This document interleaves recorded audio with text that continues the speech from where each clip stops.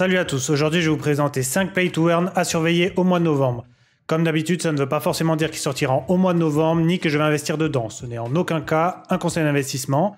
Et comme d'habitude, je vous conseille de faire vos propres recherches sur chacun des jeux que je vais présenter avant d'investir. Je vous invite également à vous abonner à la chaîne et à lâcher un petit like si la vidéo vous a plu. On commence avec un jeu Gala Games. C'est un jeu dans lequel des tanks vont devoir se lancer dans l'arène et se détruire. Les chars sont personnalisables tant au niveau du design que des composants, donc peuvent être plus ou moins efficaces en combat. Le jeu est free to play, mais seuls les possesseurs de NFT peuvent gagner le token du jeu, le Silk. Vous allez donc pouvoir acheter un tank pour la modique somme d'environ 100 $ pour un tank commun complet. Ils ont prévu également un système de location de NFT, mais j'ai pas encore très bien capté si c'est un prêt, puis les deux se divisent les tokens, ou si tu payes la location du NFT mais tu as 100% des récompenses. Dites-moi en commentaire ceux qui suivent le jeu si jamais vous avez l'info. Plusieurs modes de jeu avec le Team Deathmatch, le Capture the Chicken. J'ai d'ailleurs d'abord cru que c'était un nom de bout en train pour le classique Capture the Flag, mais c'est bien un mode original. Faudra récupérer le plus de poulets qui courent un peu partout et l'équipe avec le plus de poulets à la fin sera déclarée vainqueur. Évidemment, tous les coups sont permis. Au fil des parties et des victoires, vous allez gagner des points de victoire en fonction de la rareté de votre tank. Chaque équipement aura une barre d'énergie et plus elle se vide, moins vous gagnez de tokens, donc en gros vous allez devoir réparer au fur et à mesure et donc dépenser du token. Cela permet de donner une utilité au token. Même si je comprends l'idée derrière, je trouve ce système un peu naze parce qu'en gros ça met le couteau sous la gorge du joueur alors qu'il suffirait de créer un système dans lequel le joueur dépense par plaisir et non par obligation. Le bémol de ce jeu, c'est que c'est clairement un pay to win puisque les tanks légendaires sont plus efficaces et résistants que les communs par exemple. Donc même si vous pouvez au fur et à mesure augmenter votre tank, je ne suis pas sûr que vous allez réussir à concurrencer un gros tank. Même si je suppose que le skin prend le dessus au bout d'un moment, à skill égal, un tank légendaire sera toujours plus puissant qu'un tank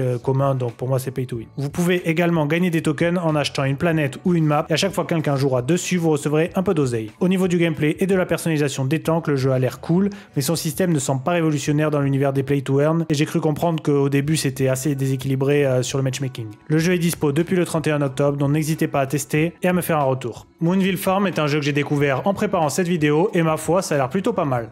C'est un jeu de simulation de ferme dans lequel la gestion des ressources sera au cœur de vos préoccupations. Plus vous gérez votre production de façon efficace, plus vous allez obtenir de points, mieux vous allez être classé et plus vous aurez de récompenses en tokens. Visuellement, c'est plutôt propre et coloré même si ça reste de la 3D avec très peu de polygones. Ils utilisent le modèle Play and Earn à nuancer avec le Play to Earn, mais si la nuance des mots est importante, je ne fais pas vraiment de différence dans mon traitement des jeux. Les joueurs sont donc récompensés en fonction de leur performance dans le jeu, soit en révélant des défis devenant de plus en plus durs au fil de votre avancée, soit en stackant le token du jeu comme la tradition le veut, ou soit en montant sur le leaderboard. J'ai l'impression pour l'instant c'est free to play puisque les NFT ne sont pas encore dispo. C'est sorti depuis le 24 octobre, donc on est un poil en retard, mais je pense que ça vaut quand même le coup d'œil. Il y a un article sur leur blog dévoilant plus en détail leur économie, mais je vous laisse aller voir ça par vous-même. Ah et au fait, c'est sur la plateforme Myria, une autre société qui se positionne sur l'édition de jeux Web3, j'en parlerai peut-être dans une autre vidéo. Les plateformes d'édition dédiées aux jeux Web3 commencent à arriver avec Ultra, Gala et bien d'autres, mais les plateformes d'édition de jeux mobiles sentent le filon et veulent s'y mettre aussi.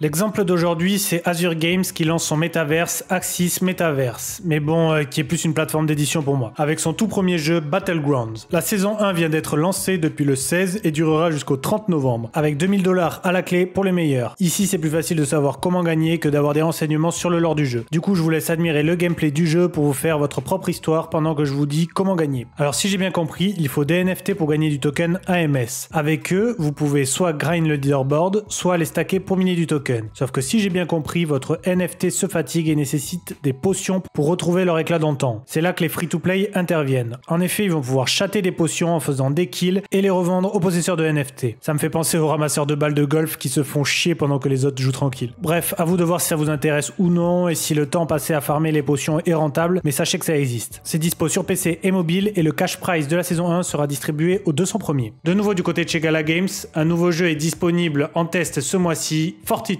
Toujours en développement, c'est un tower defense dans un monde plutôt orienté Heroic Fantasy. C'est un peu plus qu'un tower defense parce qu'il semble y avoir quelques éléments RTS en plus. Les joueurs construisent leur base, améliorent les bâtiments, récoltent des ressources, repoussent des attaques, etc. Il faudra former des soldats et des héros pour attaquer et créer des tours à canon, des tours à flèches et de puissants bâtiments magiques pour ne pas se faire détruire par leurs adversaires. Le jeu a pour vocation de devenir compétitif avec du PVP. En fonction donc de vos réussites au combat et de la réalisation des différents défis, vous gagnerez plus ou moins de tokens. Si j'en parle dans cette cette vidéo, c'est parce que du 9 novembre au 30 novembre, vous allez participer à la deuxième phase de test alpha du jeu. C'est totalement gratuit, il faut juste un compte Gala pour pouvoir participer. J'ai cru comprendre que tout cela serait reset en fin de test, mais c'est une bonne opportunité pour tester le jeu. La nouvelle fonctionnalité sur cette deuxième session de test, c'est le système de clans. Ce qu'ils appellent clans, c'est bien les NFT, et vous connaissez nos amis de chez Gala, ça coûte cher. On est quand même sur du 1500 $ pour les uncommon. C'est pas évident de trouver des informations précises avec le catalogue Gala Games, mais de ce que j'ai compris, les membres des clans peuvent gagner des tokens en jouant, et le roi du clan reçoit un pourcentage. Les joueurs gagnent des tokens en accomplissant des missions. Chaque semaine, ils reçoivent 3 missions sur lesquelles travailler. En accomplissant ces missions, vous gagnez des points de récompense, pour ce qui ressemble à un classement. Il n'est pas clair si les joueurs en dehors des clans peuvent gagner des jetons, et si seuls les meilleurs rangs des classements recevront des récompenses. Il y a aussi des couronnes gagnées au cours des batailles. Les couronnes détermineront la ligue d'un joueur et son multiplicateur de bonus. Bref, plein de trucs flous, mais si Gala Games vous m'entendez, je suis chaud de parler de votre jeu contre un clan pour ma communauté. Le dernier jeu c'est bonus parce que ça a l'air bien fun, mais j'ai aucune idée si ça vaut le coup ou non.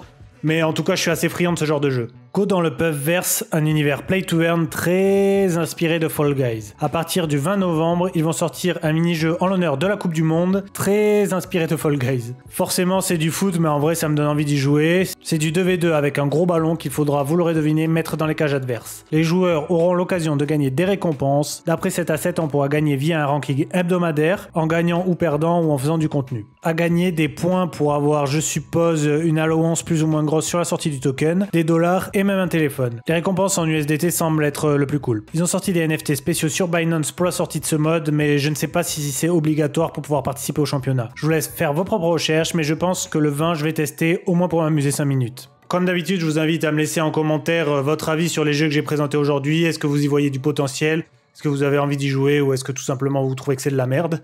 Et n'hésitez pas à liker, à vous abonner, à commenter, etc. et à partager à vos amis, bien sûr. Et on se retrouve bientôt pour une prochaine vidéo.